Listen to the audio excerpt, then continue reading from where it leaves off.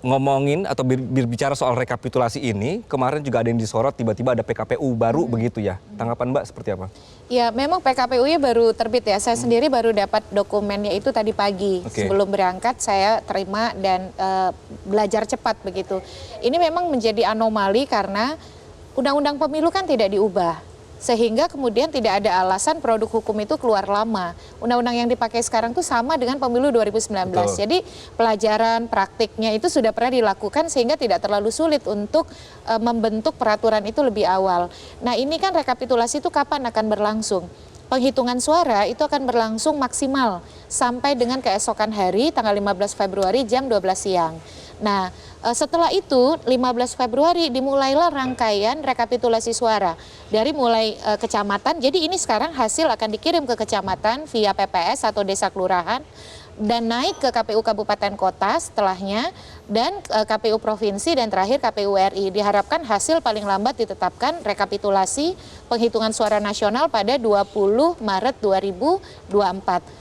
Kok bisa ya H-1 loh keluarnya kalau dari sisi jadwal ya. Urgensinya apa sih Mbak? Iya, urgensi. Ya ini sangat urgent karena kan bukan dengan PKPU baru itu? Iya, bukan dengan PKPU baru itu urgent atau tidak, itu memang suatu keharusan. Jadi bukan lagi urgent, itu sebuah keniscayaan gitu. Karena kenapa? Kan setelah penghitungan suara harus dilakukan rekapitulasi.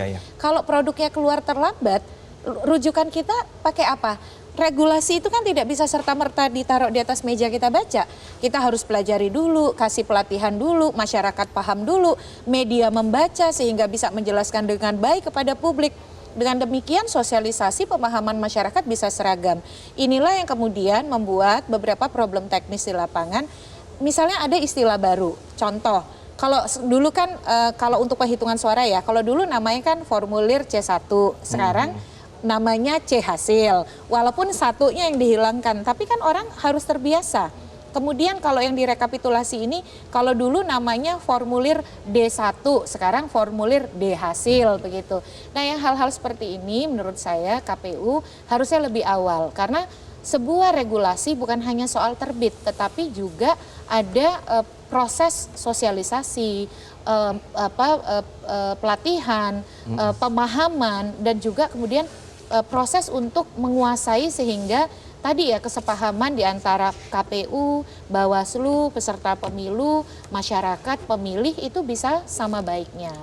Jelajahi cara baru mendapatkan informasi. Download Metro TV Extend sekarang.